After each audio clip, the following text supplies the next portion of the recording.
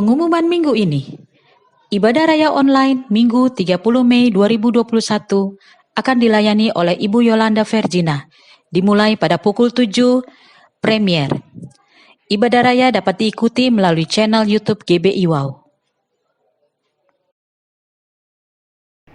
Mari sama-sama kita ucapkan Mazmur 91. Dalam lindungan Allah. Orang yang duduk dalam lindungan yang maha tinggi dan bermalam dalam naungan yang maha kuasa akan berkata kepada Tuhan, tempat perlindunganku dan kubu pertahananku, Allahku yang kupercayai. Sungguh, dialah yang akan melepaskan engkau dari jerat penangkap burung, dari penyakit sampar yang busuk. Dengan kepaknya ia akan melindungi engkau. Di bawah sayapnya engkau akan berlindung. Kesetiaannya ialah perisai dan pagar tembok. Engkau tak usah takut terhadap kedahsyatan malam, terhadap panah yang terbang di waktu siang, terhadap penyakit sampar yang berjalan di dalam gelap, terhadap penyakit menular yang mengamuk di waktu petang. Walau 1.000 orang rebah di sisimu dan 10.000 di sebelah kananmu, tetapi itu tidak akan menimpamu. Engkau hanya menontonnya dengan matamu sendiri dan melihat pembalasan terhadap orang-orang fasik. Sebab Tuhan ialah tempat perlindunganmu, yang maha tinggi telah kau buat tempat perteduhanmu. Malapetaka tidak akan menimpa kamu, dan tulah tidak akan mendekat kepada kemahmu. Sebab malaikat-malaikatnya akan diperintahkannya kepadamu untuk menjaga engkau di segala jalanmu. Mereka akan menata engkau di atas tangannya, supaya kakimu jangan terantuk kepada batu. Singa dan ular tedung akan kau langkahi. Engkau akan menginjak anak singa dan ular naga. Sungguh, hatinya melekat kepadaku, maka aku akan meluputkannya. Aku akan membentenginya, sebab ia mengenal namaku. Bila ia berseru kepadaku, aku akan menjawab. Aku akan menyertai dia dalam kesesakan. Aku akan meluputkannya dan memuliakannya. Dengan panjang umur akan kukenyangkan dia, dan akan kuperlihatkan kepadamu keselamatan daripadaku. Amin. Shalom saudara, saya percaya hari ini kita semua dalam keadaan yang baik dan luar biasa. Voice of Pentecost kali ini akan mempelajari bahwa baptisan Roh Kudus itu sangat penting. Jika kita berbicara tentang identitas insan Pentakosta, maka pengajaran yang paling sentral adalah baptisan Roh Kudus. Ini merupakan hal yang menarik dan juga sangat penting untuk disimak. Karena baptisan Roh Kudus bukan saja sangat penting bagi pertumbuhan iman kita, tetapi juga sangat penting untuk menggenapi amanat agung Tuhan Yesus. Dalam pengakuan iman GBI, disebutkan bahwa baptisan Roh Kudus adalah karunia Tuhan untuk semua orang yang telah disucikan hatinya. Tanda awal baptisan Roh Kudus adalah berkata-kata dengan bahasa roh sebagaimana diilhamkan oleh Roh Kudus. Baptisan Roh Kudus yang dimaksud adalah pengalaman dipenuhi oleh Roh Kudus setelah seseorang lahir baru atau menerima keselamatan seperti yang dialami oleh para murid-murid Yesus. Berbahasa roh adalah tanda awal seseorang dibaptis Roh Kudus. Ini adalah pemberian dari Bapa kepada setiap orang yang percaya, yang mau, dan membuka hatinya. Kenapa penting untuk orang percaya mengalami baptisan Roh Kudus? Karena ada dua manfaat utama yang dapat dirasakan, yaitu yang pertama, kita akan hidup semakin intim dengan Bapa dan menjadi kuat di dalam Dia. Bahasa roh adalah pemberian dari Bapa agar kita bisa lebih intim di dalam persekutuan dengannya. Di dalam Roma 8 ayat 26, Paulus berkata bahwa roh membantu di dalam kelemahan kita berdoa. Ketika kita berdoa dengan akal budi, mungkin ada hal-hal yang tidak terucap atau keluhan-keluhan yang tidak tersampaikan. Nah, berbahasa roh mengeluarkan keluhan-keluhan terdalam kepada Bapa secara langsung. Bukankah ini sebuah persekutuan yang indah? Berbahasa roh juga penting di dalam membangun kekuatan rohani kita.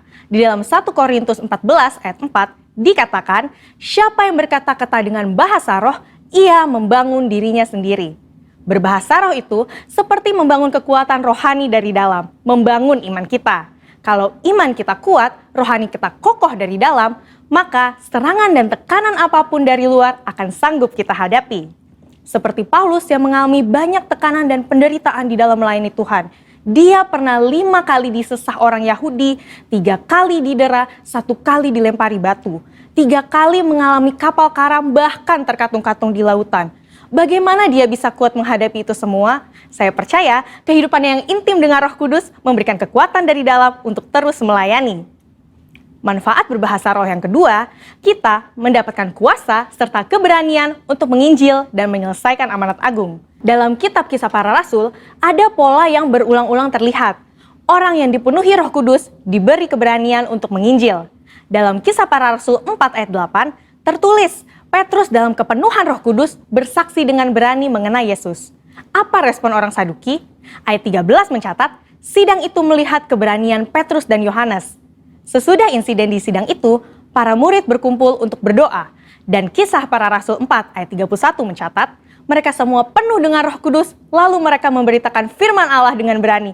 Wow, para murid yang dipenuhi Roh Kudus bukan saja diberi kuasa untuk melakukan tanda dan mujizat, tetapi diberi keberanian untuk memberitakan firman Allah. Keberanian dari Roh Kuduslah yang kita perlukan untuk menyelesaikan amanat agung di era Pentakosta ketiga ini. Roh Kudus punya kuasa yang besar dalam hidup kita. Yesus sendiri memberi peringatan keras kepada mereka yang menghujat Roh Kudus di Matius 12 ayat 32. Kata menghujat di sini memiliki arti sempit dan arti luas. Dalam arti sempit, orang-orang ini digambarkan sebagai mereka yang tidak percaya kepada kuasa Roh Kudus, sehingga di dalam hidupnya kerap merendahkan dengan kata-kata dan perbuatan. Arti luas dari menghujat adalah saat seseorang menolak karya Roh Kudus dalam hidupnya. Dia mungkin melihat tanda dan mujizat dilakukan, pemberitaan Injil diberikan, tetapi hatinya terus-menerus menolak suara Roh Kudus yang lembut. Sampai pada akhir hidupnya, dia menolak keselamatan dan tidak dapat diampuni lagi. Jangan sampai kita mendukakan Roh Kudus, apalagi menghujatnya. Mungkin ada saudara yang bertanya, bagaimana caranya agar saya bisa dibaptis Roh Kudus dan mendapatkan karunia berbahasa roh? Caranya adalah dengan meminta kepada Bapa yang baik. Yesus berkata, jika kamu yang jahat tahu memberi pemberian yang baik kepada anak-anakmu, apalagi Bapamu yang di sorga, Ia akan memberikan Roh Kudus kepada mereka yang meminta kepadanya. Sembari menantikan baptisan Roh Kudus, jangan pasif, tetapi teruslah berdoa, memuji, dan menyembah Tuhan dengan akal budi kita. Bapa pasti akan memberikan karunia Roh Kudus-Nya pada waktunya. Jadi, setelah mempelajari semua ini, pertanyaannya bukan haruskah kita dibaptis Roh Kudus, tetapi maukah kita dibaptis Roh Kudus? Mari terus bangun roh kita, buka hati kita sehingga kita dipenuhi Roh Kudus. Roh Kudus akan menguatkan kita dan memberi kita keberanian untuk menyelesaikan amanat agung di era Pentakosta ketiga. Saudara, untuk penjelasan lebih lengkapnya dari tim teologi kami, jangan lupa buka link yang ada di atas atau scan QR Code yang tersedia. Salam integritas, Tuhan Yesus memberkati.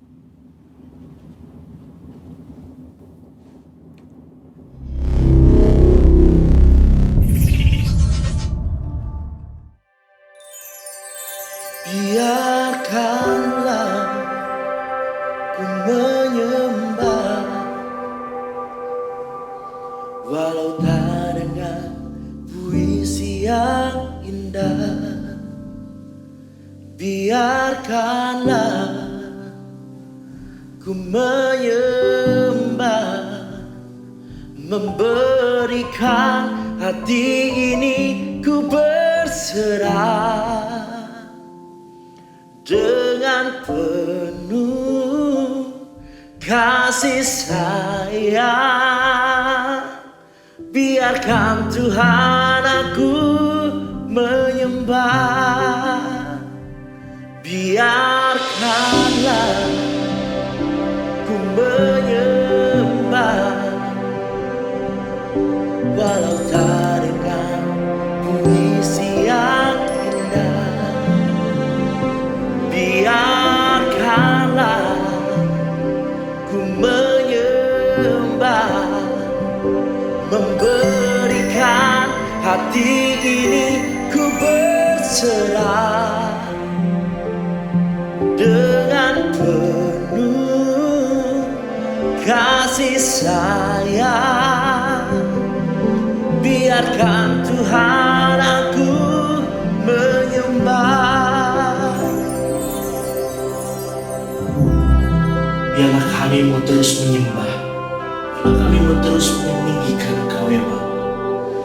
Karena Engkau yang layak kami sembah, Engkau yang layak kami puji, Engkau yang layak kami tinggikan.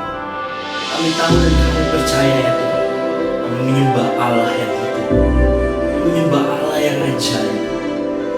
menyembah Allah yang setia. Terima kasih. Biarkanlah ku menyembah, walau tak dengan puisi yang indah. Biarkanlah ku menyembah, memberikan hati ini ku berserah dengan penuh kasih sayang. Biarkan Tuhan aku menyembah.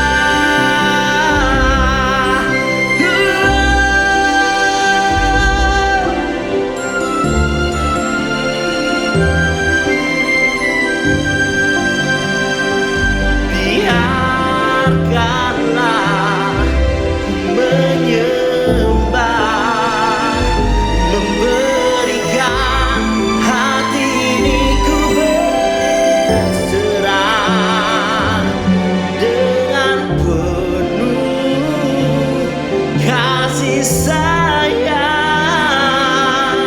Biarkan Tuhan aku menyembah, menyembahkan Tuhan Yesus.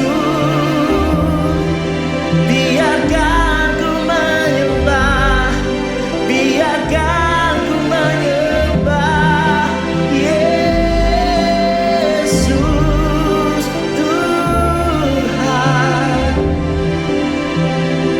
Engkau yang layak Tuhan, Engkau yang layak Bapa, Engkau yang layak Yesus. Oh, layak disembah, layak ditinggikan, layak dipuji Tuhan Yesus.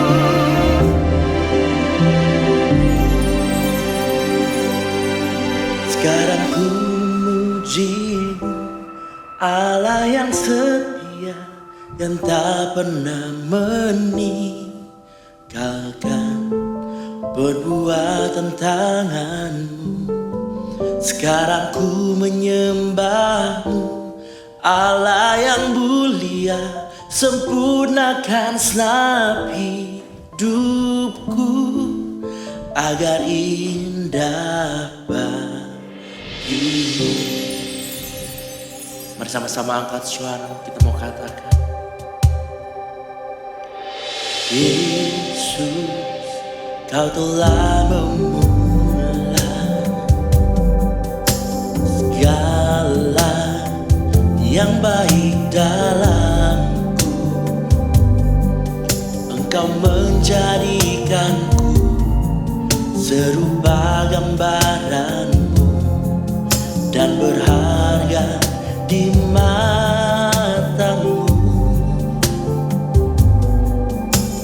Yesus, Kau telah memulai karya yang mulia dalamku. Kau berikan hidupmu sebagai ganti dosaku, karena kasih-Mu padaku.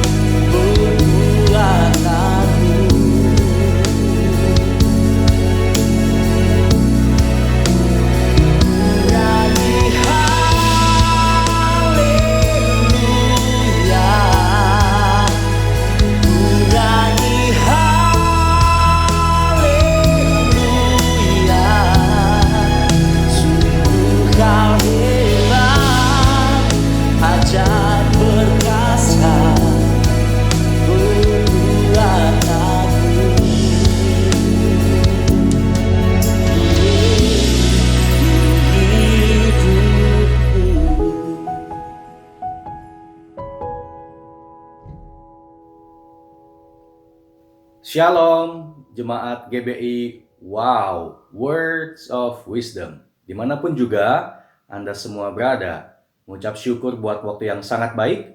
Kita bisa kembali datang dan berbakti, berjumpa secara online. Dan kiranya firman Tuhan yang akan menghampiri kita dapat menguatkan, menuntun kita sekalian. Saya Fandi Stephen mengucapkan terima kasih kepada gembala dan juga tim penggembalaan daripada GBI Wow yang sudah memberikan kesempatan bagi saya untuk bisa melayani Anda semua pada hari ini. Mari kita akan satukan hati kita akan doa sama-sama buat firman Tuhan. Bapa di sorga, terima kasih banyak buat hari ini, untuk waktu dan kesempatan yang masih Tuhan izinkan buat kami semua datang dan berbakti. Kami berdoa supaya di tengah-tengah ibadah ini, walaupun secara online, Roh Tuhan yang datang menghampiri kami, menyampaikan kekuatan kuasa firman Allah yang akan menuntun setiap langkah kehidupan kami, melewati keseharian yang penuh dengan tantangan dalam pimpinan dan kasih karunia Tuhan. Urapi hamba-Mu, urapilah jemaat Tuhan, supaya kami semua bisa mendapatkan satu porsi yang terbaik dari makanan dan minuman rohani ini, dan kami semua mendapatkan kekuatan, penghiburan, dan juga pengharapan. Demikian pula tuntunan, arahan, dan pimpinan daripada Tuhan dalam melewati kehidupan kami. Terima kasih Tuhan, kami serahkan semuanya ke dalam tangan-Mu, dan kami sambut firman Tuhan dengan sukacita dan antusias dalam nama Tuhan Yesus Kristus. Yang siap buat firman Tuhan, katakan sama-sama, amin. Puji Tuhan. Hari ini saya akan berbagi buat setiap kita satu hal yang sederhana. Saya ambil daripada satu bagian khotbah Yesus di bukit. Dari Matius 5 ayat yang ke-6. Anda yang di rumah boleh membuka Alkitab kita masing-masing dalam Matius 5 ayat yang ke-6. Ini adalah rangkaian daripada khotbah Yesus di bukit. Dan kalau kita mencermati apa yang Yesus ajarkan di bukit itu merupakan sebuah paradoks. Banyak pengajaran-pengajaran yang kelihatannya kontroversial dengan ajaran-ajaran di sekitar kehidupan kita yang kita kenal. Dan memang sebenarnya kekristenan adalah sebuah paradoks, menyampaikan value-value kehidupan yang sangat berbeda. Tanpa pimpinan daripada Tuhan, kita akan sulit sekali bisa memahami value-value kerajaan Allah. Oleh karena itu memang Roh Kudus dicurahkan ya, berkaitan dengan hari Pentakosta yang kita semua rayakan dan alami. Kuasa Pentakosta itu akan mengubah paradigma kehidupan kita, cara berpikir kita, sudut pandang kita, perspektif kita dalam melihat kehidupan ini, semua akan diubahkan. Karena Roh Kudus adalah roh kebenaran, dan kebenaran itu akan memerdekakan kehidupan kita. Maka firman Tuhan yang ingin saya sampaikan hari ini adalah pengajaran mengenai value yang akan mengubah hidup kita. Dan kiranya Roh Kudus yang dicurahkan 2000 tahun yang lalu akan dicurahkan juga ke tengah-tengah kehidupan kita untuk bisa membuka pikiran kita dan memerdekakan hati kita, supaya kita semua dapat berjalan sesuai dengan kehendak Tuhan. Kita akan melihat Matius 5 ayat yang ke-6, demikian firman Tuhan. Berbahagialah orang yang lapar dan haus akan kebenaran, karena mereka akan dipuaskan.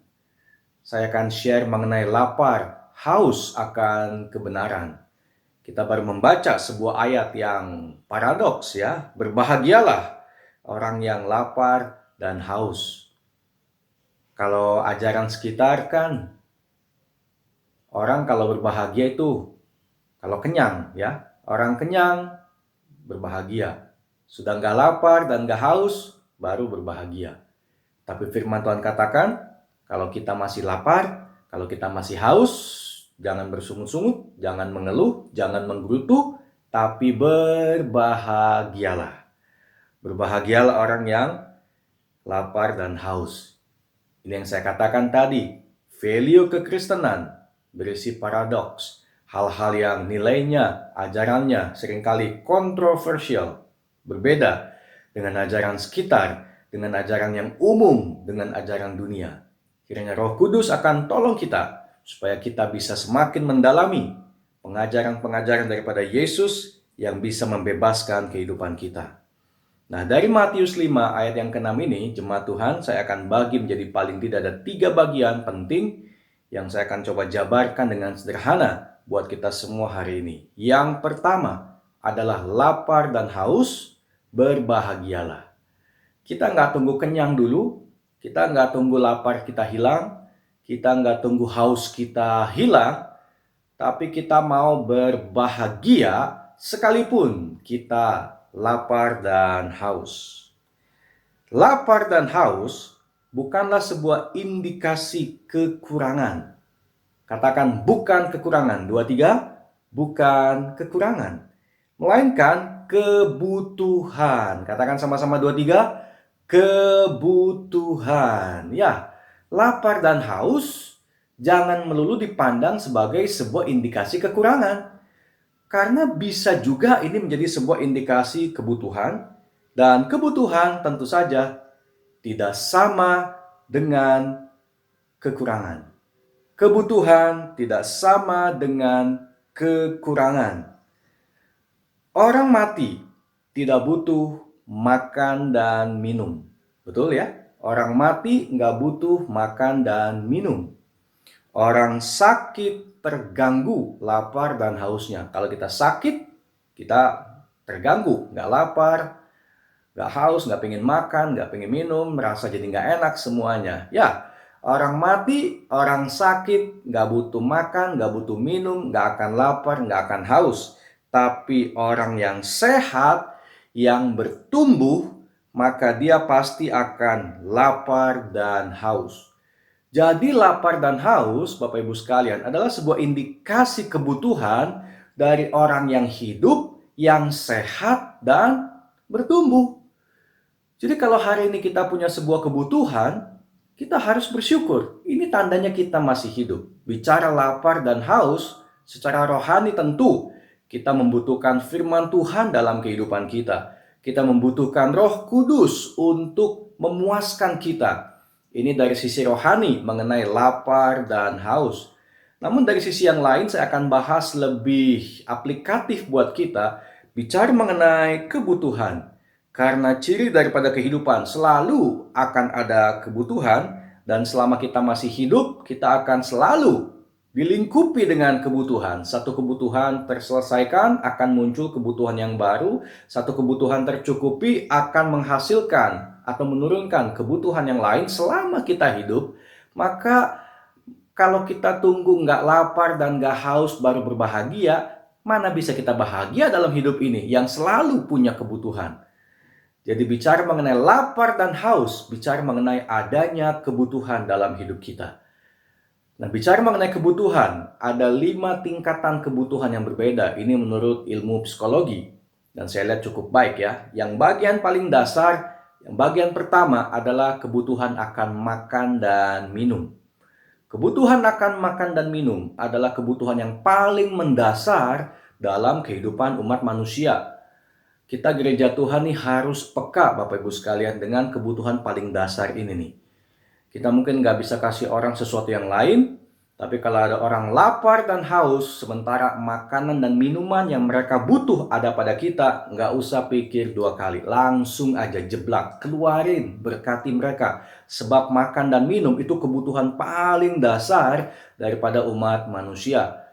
Orang kalau nggak punya mobil, nggak punya rumah, nggak punya baju-baju mahal, barang-barang branded, bisa aja orang bertahan nggak berbuat jahat ya. Tapi kalau orang udah lapar dan haus, lihat anaknya nangis kelaparan dan kehausan, orang bisa berbuat jahat.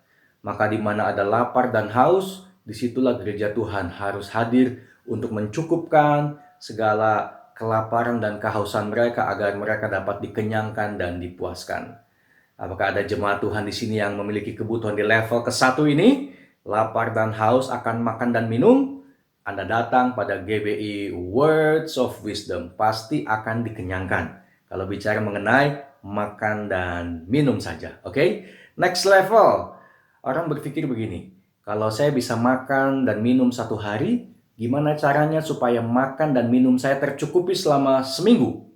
Kalau seminggu tercukupi, bagaimana bisa sebulan? Kalau sebulan tercukupi, bagaimana bisa setahun? Kalau setahun bisa tercukupi, bagaimana seumur hidup saya tercukupi? Maka orang mulai berpikir untuk mencukupkan kebutuhannya makan dan minum dalam jangka waktu yang lama, maka orang mulai bekerja. Kebutuhan yang kedua ini adalah akan pekerjaan, akan keuangan. Karena kalau orang kerja dia punya uang, kalau dia punya uang dia bisa siapkan makanan buat dia selama yang dia mau.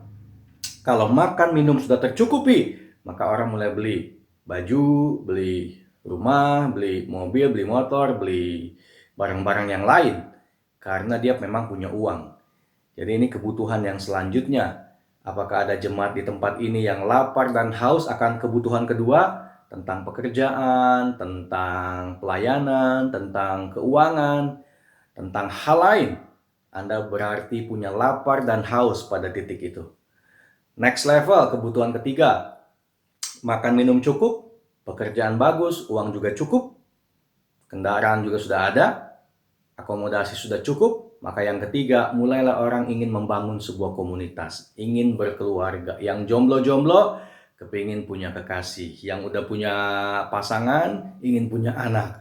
Yang sudah punya anak, ingin punya sahabat, teman dengan keluarga yang lain. Ingin punya komunitas, ingin punya gereja, ingin punya teman-teman seiman. Ini kebutuhan nomor 3.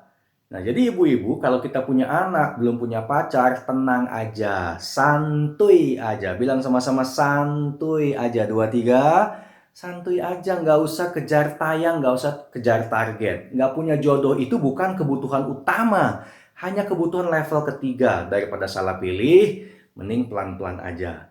Saya juga sebagai hamba Tuhan, kalau saya mau memberkati orang yang mau menikah, saya nggak akan langsung berkati, saya akan cek kebutuhan paling dasar kedua ini nih, 1 dan 2. Makan minum dia cukup apa enggak? Punya kerjaan penghasilan apa enggak? Cukup nggak buat dia? Kalau buat dia aja kembang kempis Senin Kemis, gimana dia punya istri, punya anak yang dia mesti nafkahi semua? Ini bisa menciptakan bencana yang baru dalam keluarga. Jadi kalau kita mengerti step-step ini, kita jadi tahu skala prioritas yang harus kita lewati. 1 dan 2 lewati, baru ketiga. Jangan bangun keluarga kalau kita nggak punya kerjaan dan penghasilan. Itu akan menciptakan sebuah masalah. Tapi kalau kita sudah merasa cukup buat kita, maka kelebihannya bisa mencukupkan kebutuhan orang lain dalam keluarga kita. Next level. Sudah punya keluarga, sudah punya komunitas, punya kerjaan, cukup makan minum, mulailah orang ingin dihormati. Salahkah ingin dihormati? Tentu tidak. Ini adalah kebutuhan yang normal. Di tengah komunitas dia ingin dihormati, di tengah keluarga dia ingin dihormati, di tengah-tengah jemaat Tuhan ingin dihormati, dalam kaitan interaksi dengan teman-teman sekantor di marketplace ingin dihormati. Ini adalah hal yang wajar. Keinginan untuk dihormati, ini adalah sebuah kebutuhan, satu bagian daripada lapar dan haus tertentu. Bagaimana kita bisa dihormati? Ya lakukanlah hal-hal yang terhormat. Bagaimana kita dapat dihargai? Ya lakukanlah hal-hal yang patut untuk dihargai, sesederhana itu. Kemudian yang kelima, yang terakhir adalah ini yang menurut saya paling penting sebetulnya ya, paling akhir namun paling penting adalah kebutuhan untuk menjawab sebuah pertanyaan. Why am I here on earth? Kenapa saya ada di bumi ini pada saat ini? Ini adalah pertanyaan eksistensialis, kebutuhan untuk menemukan jati diri ilahi yang sesungguhnya. Kebutuhan 1, 2, 3, dan 4 selesai di bumi, tapi kebutuhan yang kelima akan dibawa sampai pada kekekalan. Apakah ada di antara kita yang punya kebutuhan mencari panggilan hidup, jati diri, kehendak Allah buat dia? Anda berada di level ini. Jadi lapar dan haus bicara bukan kekurangan ya, tapi kebutuhan. Ada di level manakah kebutuhan kita hari ini? Tuhan katakan, berbahagialah. Ingat bahwa kebutuhan akan selalu ada. Kayak lapar dan haus. Kita lapar dan haus, pagi hari kita sarapan, siang kita lapar lagi dan haus lagi. Kita makan siang, sore atau malam lapar dan haus lagi. Kita makan lagi, besok pagi kita akan kembali lapar. Kita nggak bisa sekali makan untuk seumur hidup, itu nggak bisa. Satu kebutuhan tercukupi, siap-siap akan muncul kebutuhan yang baru. Jangan disesali, jangan disungut-sunguti, tapi ya ucap syukur aja dan berbahagialah. Tandanya saya dan kita semua jemaat Tuhan masih hidup. Ada amin? Jadi berbahagialah, katakan 2, 3, berbahagialah. Kalau apa? Kalau lapar dan haus. Artinya kita punya kebutuhan, dan kalau kita punya kebutuhan, tandanya kita adalah makhluk yang hidup, kita masih sehat, dan kita tetap bertumbuh. Puji Tuhan, itu bagian yang pertama. Bagian yang kedua, berbahagialah orang yang lapar dan haus akan kebenaran. Oke, kebenaran, righteousness. So what is righteousness? Apakah itu kebenaran? Tantangan. Memang kebutuhan bisa berpotensi jadi kekurangan kalau sudut pandangnya nggak benar. Nah, kalau orang udah hidupnya dilingkupi ya dengan kekurangan-kekurangan, mindsetnya kekurangan-kekurangan, maka akan muncul kekhawatiran. Nah, kalau hati kita khawatir, pasti nggak bahagia. Orang yang mindsetnya kurang terus, hatinya khawatir terus, hidupnya nggak akan pernah bisa bahagia. Jadi kita mesti punya perspektif yang benar. Lapar dan haus akan kebenaran. Kebenaran adalah cara pandang atau sudut pandang atau perspektif. Dalam terjemahan sederhana, dapat diilustrasikan kebenaran sebagai apa yang dipandang benar dari meja kerja Allah atau God's approval. God's approval. Kebenaran adalah God's approval. Di tengah-tengah kebutuhan kita harus mencari God's approval, persetujuan atau perkenanan Allah di tengah-tengah kebutuhan demi kebutuhan hidup kita yang datang silih berganti. Bicara mengenai God's approval, saya dapat kasih sebuah ilustrasi. Anda yang bekerja di dunia sekuler, Anda punya bos, tentu saja ya, Anda punya pimpinan, dan kita tahu kalau kita punya proposal bisnis, proposal kerja yang bagus, itu nggak ada artinya kalau di meja kerja bos mentah. Kalau bos nggak kasih tanda tangan, kalau bos nggak taruh approval di situ, maka sebagus apapun ya proposal bisnis dan proposal kerja kita nggak ada artinya. Jadi kita tahu banget pentingnya approval. Gimana mendapatkan bos approval? Ya kita mesti tanya di meja kerja itu, bos maunya bos gimana? Bos maunya planningnya kayak apa? Biar saya buat proposal perencanaan kerja sesuai dengan maunya bos. Sehingga ketika itu semua selesai, saya serahkan pada bos, bos bisa approve. Betul nggak? Kita juga mesti tanya sama Tuhan, Tuhan, di tengah kebutuhanku, makan dan minum kah, pekerjaan kah, keuangan kah, keluarga kah, nama baik kah, panggilan hidup kah, di tengah-tengah kebutuhanku ini, what is your approval? Apa sih kehendak, maksud, rencana, tujuan daripada Tuhan bagi hidupku? Supaya aku bisa membuat proposal kehidupan di hadapanmu, dan aku bisa menjalaninya dalam perkenanan daripada Engkau ya Tuhan. Penting banget mendapatkan God's approval, boss approval atas setiap rencana kerja kita. Itu seperti sebuah surat sakti. Dengan boss approval, kita ke bagian keuangan, uang keluar. Kita ke bagian produksi, barang keluar. Kita ke bagian marketing, semua akan kerja memasarkan. Kita kemanapun akan bisa berhasil karena kita punya boss approval. Demikian pula, kalau kita punya God's approval, maka dalam setiap level atau tingkatan kebutuhan kita, Tuhan katakan, akulah gembala yang baik. Gembala yang baik tidak akan membuat engkau kekurangan. Tuhan gak akan angkat loh kebutuhan kita. Tapi Tuhan berjanji tidak akan membuat kita kekurangan. Ini bedanya. Anak Tuhan dijanjikan oleh gembala yang baik tidak akan kekurangan, tapi anak Tuhan juga harus siap. Tidak akan kekurangan bukan berarti tidak ada kebutuhan. Kebutuhannya tetap ada, justru karena ada kebutuhan, kita bisa dipuaskan, kita bisa dikenyangkan. Orang kalau kenyang, dikasih makanan enak juga nggak ada rasanya. Orang kalau nggak haus, dikasih minuman enak juga sia-sia. Apa yang membuat kita bisa makan enak, minum enak, makan lahap, minum juga enak? Ya karena kita punya lapar dan haus. Kita punya sense kebutuhan. Maka Tuhan tidak akan biarkan anak-anaknya berkekurangan, tapi Tuhan juga tidak akan angkat anak-anak Tuhan berkebutuhan. Oke? Ini adalah bicara mengenai God's approval. Betapa pentingnya kita memiliki persetujuan Allah, cara pandang Allah, sudut pandang Allah dalam menyikapi apapun juga. Selalu ada rasa butuh untuk bisa melihat segala sesuatu dan segala kebutuhan yang muncul dari sudut pandang perkenanan Allah. Ini yang paling penting banget. Selalu ada rasa butuh untuk bisa melihat segala sesuatu dan segala kebutuhan yang muncul dari sudut pandang perkenanan Allah. Ini yang kedua.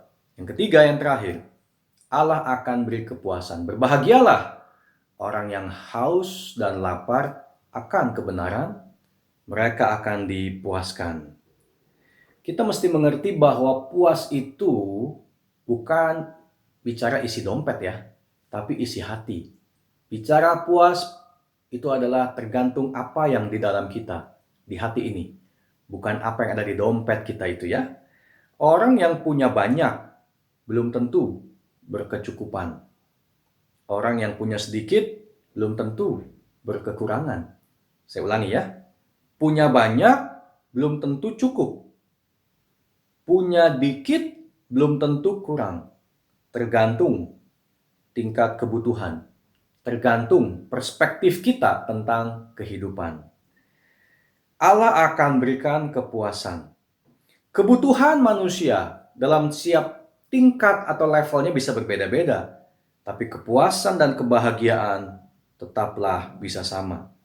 Hidup ini memang tidak adil. Tiap orang punya level kebutuhannya masing-masing. Tapi ada keadilan Tuhan, di mana setiap orang bisa mengalami kebahagiaan yang sama pada setiap level kebutuhan kita.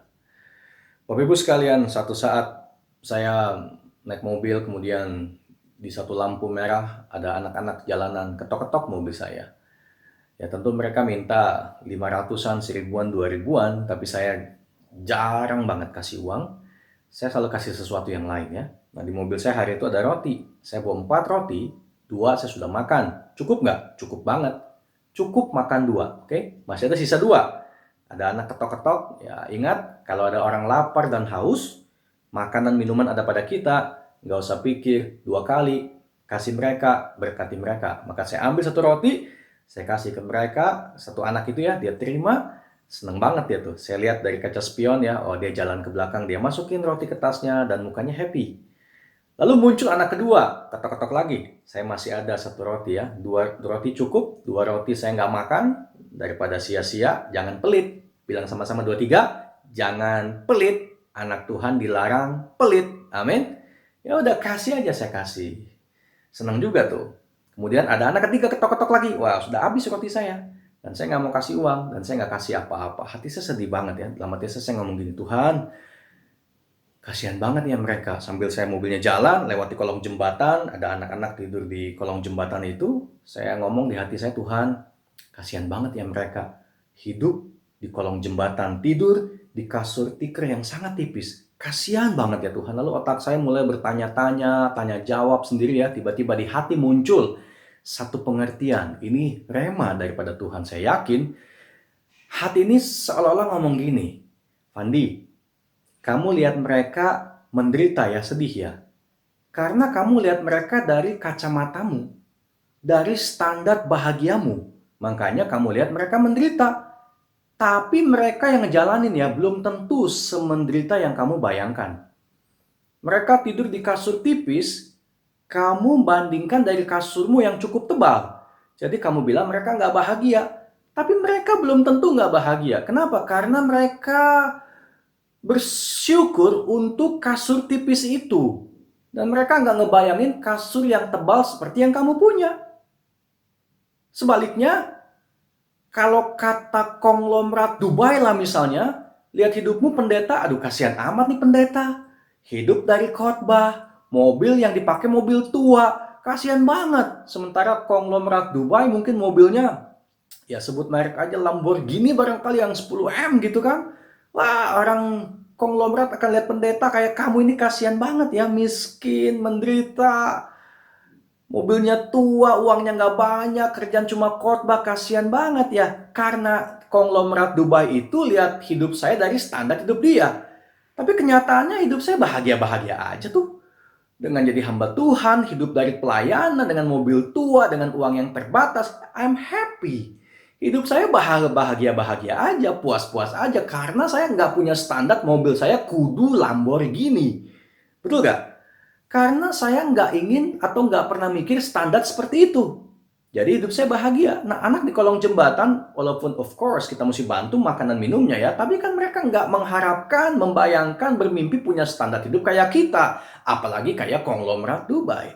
Jadi ada keadilan Tuhan atau kepuasan daripada Tuhan untuk setiap level demi level kebutuhan dalam strata sosial yang sekalipun berbeda dan seolah tidak adil. Selalu ada Tuhan di situ. Dan buat kita, untuk bisa mengalami kepuasan daripada Tuhan, ingat baik-baik, jangan pakai sepatu kepuasan orang lain. Kalau saya berpikir, wah hidup saya hanya bisa puas kalau mobil tua saya ganti jadi Lamborghini. Wah saya bisa stres hidup ini. Sampai mati pun belum tentu kebeli satu. Gimana bisa bahagia? Kita bahagia nggak usah tunggu, punya dulu. Apa yang kita nggak punya, kita punyai baru bahagia. Wah kita hidup dalam utopia. Bukan demikian cara Tuhan memuaskan kita. Apa yang ada hari ini, kita harus belajar untuk mengucap syukur. Rasa syukur, saya punya tips yang praktis tentang syukur dan puas ya. Yang pertama, kalau kita mau puas ya, bersyukur untuk apa yang ada, yang sudah ada. Bersyukur. Mau kasurnya tikar, bersyukur. Mau agak tebal, bersyukur. Mobilnya tua, bersyukur. Dikasih Lamborghini, bersyukur. Jadi kita harus belajar mensyukuri apa yang ada. Yang kedua, bersyukur buat apa yang gak ada juga. Dengan sebuah catatan, tidak mengingininya. Tidak mengingininya. Saya nggak punya Lamborghini, dan saya nggak kepengen juga punya Lamborghini, makanya bisa bahagia. Anak di kolong jembatan nggak punya kasur tebal, dan mungkin nggak kepengen juga, makanya bisa bahagia. Yang membuat kita kehilangan bahagia adalah Tuhan kasih kasur tipis, kita pinginnya kasur tebal. Tuhan kasih kita mobil tua, kita pinginnya Lamborghini. Kalau memang sudah waktu Tuhan dan Tuhan berkenan, pasti kasur tipis jadi kasur tebal, mobil tua jadi Lamborghini, itu pasti. Tapi kalau Tuhan nggak menghendaki, kemudian kita mengejar apa yang Tuhan nggak kehendaki, artinya kita nggak dapatkan God's approval. Dan betapa susahnya kalau hidup tanpa God's approval. Kayak staff nggak dapat boss approval, mau ngapa-ngapain aja nggak bisa. Makanya kepuasan daripada Tuhan adalah bagian daripada keadilannya. Dalam setiap level kebutuhan kita, 1, 2, 3, 4, dan 5, ada keadilan Tuhan. Di situ Tuhan bisa memuaskan kita sekalian. Amin Bapak Ibu. Jadi hari ini dimanapun juga kita semua berada, berbahagialah untuk setiap porsi, rasa haus, rasa lapar, kebutuhan akan makanan dan minuman kita, apakah itu rohani, apakah itu jasmani, apakah itu bicara mengenai keuangan, komunitas, keluarga, nama baik, bahkan sampai kepada panggilan ilahi buat kita. Berbahagialah kalau memang muncul kebutuhan pada level itu. Tuhan berkata, aku akan puaskan. Yang penting kita haus dan lapar akan kebenaran, akan perspektif yang benar, sehingga kita bisa menyikapi apapun yang terjadi dengan cara yang benar, maka Tuhan akan memuaskan kita. Kebutuhan bisa beda, tapi kebenaran tetap sama, dan kepuasan daripada Tuhan juga merata dalam setiap kehidupan kita. Kiranya Roh Kudus yang dicurahkan pada kita, membuat kita celik matanya, membuat kita bisa mengerti kebenaran firman Tuhan, dan Roh Kudus yang sama yang dicurahkan di hari Pentakosta 2000 tahun yang lalu juga dicurahkan buat kita, menuntun hidup kita berjalan dalam perkenanan Tuhan senantiasa. Amin. Tuhan Yesus memberkati. Kita akan doa sama-sama. Terima kasih buat firman Tuhan yang sudah kami terima pada hari ini. Kiranya Roh Kudus akan menolong kami di tengah-tengah setiap rasa haus dan lapar kami. Kami memiliki kebenaran di mana Tuhan yang memuaskan kami sekalian. Berkatilah jemaatmu, gerejamu, hamba-hambamu, dalam setiap kebutuhan kami masing-masing. Kami sangat-sangat percaya kebutuhan itu muncul karena kami hidup, kami sehat, kami bertumbuh, dan kami punya Allah yang hidup juga, yang memberkati kehidupan kami sesuai dengan level kebutuhan masing-masing. Terima kasih buat firman Tuhan. Kiranya Tuhan menyertai kami di sepanjang hari, bahkan di sepanjang kehidupan kami, sebab Engkau adalah gembala yang baik, yang tidak akan membiarkan domba-dombamu berkekurangan, tapi Engkau adalah gembala yang mencukupkan kebutuhan daripada umat-Mu. Berkatilah kami semua, terpujilah nama Tuhan, di dalam nama Tuhan Yesus Kristus. Yang terima berkat firman Tuhan, katakan sama-sama, amin. Amin, amin, amin. Tuhan berkati kita semua. Shalom, mari kita satukan doa syafaat kita. Bapa kami yang bertahta di kerajaan surga, Bapa yang kami sembah, kami kenal, kami panggil Tuhan kami Yesus Kristus. Kami boleh mengucap syukur hari ini ya Bapa. Kami bangga memuji Engkau Bapa, Allah kami yang hidup, Allah kami dahsyat, Allah kami luar biasa. Besar kasih setia Tuhan, rahmat Tuhan Yesus selalu baru setiap pagi. Kami mengucap syukur tidak henti-hentinya, kami mengucap syukur ya Bapa. Bapa, kami berdoa untuk Bapa Gembala kami, Bapa Niko Nyoto Raharjo bersama 4 wakilnya. Dimanapun saat ini hamba-Mu berada Tuhan di dalam pelayanannya, Tuhan Yesus berkati. Kami juga berdoa untuk Bapak Gembala kami CK9, Bapak Sony Woblau bersama Bapak Handri. Tuhan berkati. Kami juga berdoa Tuhan Yesus untuk Bapak Gembala kami, Bapak Iwan GBI Wow bersama Ibu Ola. Kami percaya Tuhan Yesus pakai hamba-Mu ini dengan luar biasa. Dimanapun saat ini hamba-Mu berada Tuhan Yesus, berkati pelayanannya, kesehatannya, keluarganya, dan kami semua pelayan-pelayan-Mu, pekerja-pekerja GBI Wow. Tuhan Yesus berkati. Berkati juga jemaat Tuhan GBI Wow dimanapun mereka berada, Tuhan Yesus berkati. Tutup bungkus kami semua dengan kuasa darah Tuhan Yesus. Kami percaya Tuhan Yesus. Kami percaya Tuhan Engkau dahsyat. Dan kami serahkan kesehatan kami hanya ke dalam tangan pengasihan Tuhan Yesus. Tuhan, kami percaya Tuhan Yesus. Kami rindu terus berdoa, mengucap syukur tidak henti-hentinya kepadamu ya Bapa. Kami berdoa untuk gereja-gereja Tuhan, supaya bersatu di akhir zaman ini dari Sabang sampai Merauke. Tuhan Yesus berkati. Kami juga berdoa untuk Bapak Presiden kami, Bapak Jokowi bersama wakilnya. Tuhan berkati kesehatannya. Kami percaya Tuhan Yesus, Engkau selalu menyertai Bapak Presiden Joko Widodo bersama wakilnya. Kami juga berdoa Tuhan Yesus untuk bangsa Indonesia. Tuhan Yesus ada di bangsa kami. Tuhan selalu menyertai anak-anak Tuhan dimanapun anak-anak-Mu ya Bapa berada. Tuhan Yesus berkati. Tuhan Yesus kami berdoa juga Tuhan untuk mereka yang selalu memberi perpuluhan untuk gereja kami GBI Wow Tuhan. Mereka Tuhan berkati berkelimpahan. Tuhan curahkan berkat dari surga turun untuk anak-anak-Mu ya Bapa. Kami percaya Tuhan Yesus. Tuhan berkati kami semua anak-anak Tuhan yang melayani dengan setia di gereja Tuhan GBI Wow. Tuhan berkati. Kami percaya kesehatan mereka juga Tuhan berkati.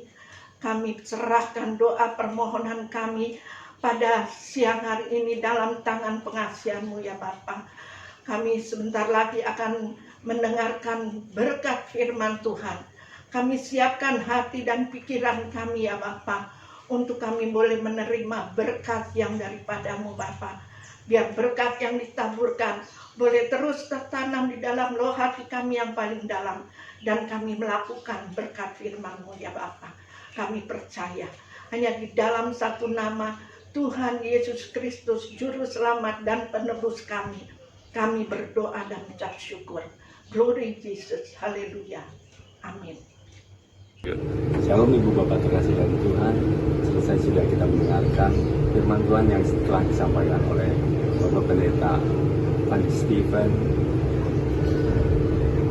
Kami percaya bahwa firman itu begitu memberkati kita semuanya, dan firman itu tidak akan kembali dengan sia-sia. Terima kasih Bro Fandi atas kesediaannya untuk mengisi ibadah kami ini. Tiba saatnya kita akan berpisah dan kita akan berdoa. Mari kita tundukkan kepala.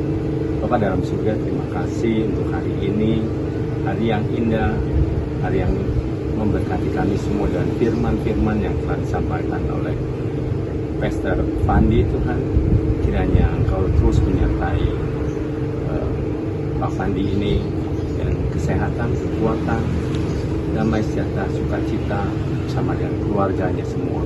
Penyertaan daripada Engkau menyertai kehidupan Pak Fandi dan keluarganya. Terima kasih sekali lagi untuk Fandi, Bro Fandi, untuk kesediaannya mengisi ibadah ini. Kami percaya Tuhan bahwa firman ini tidak akan kembali sia-sia dan menjadi rema atas kehidupan kami. Dan kami berdoa untuk semua yang menyaksikan ibadah ini, khususnya anak-anakmu GBUO. Tuhan, kiranya Engkau terus sertai mereka, tubuh kami semua dan darah yang kudus. Berikan kami kesehatan, berikan kami sukacita, berikan kami damai sejahtera. Kami percaya yang sakit disembuhkan, yang berbeban berat Engkau akan memberikan kelegaan. Terima kasih untuk semuanya, juga teman-teman sepekerja kami semua. Kami percaya Tuhan yang begitu setia melayani Engkau. Tuhan, kiranya Engkau terus sertai kami semua dan teman-teman kami semua. Terima kasih Tuhan Yesus, terima kasih Roh Kudus. Tiba saatnya kami akan menerima berkat daripada Engkau. Mari kita mengangkat tangan kita, arahkan hati dan pikiran kita untuk berkat dari Tuhan. Damai sejahtera sukacita dari Allah Bapa, kasih karunia dari anak yang tua Tuhan Yesus Kristus, penyertaan yang manis dari Roh Kudus menyertai kita sekarang sampai selama-lamanya. Yang percaya kita sudah menerima berkat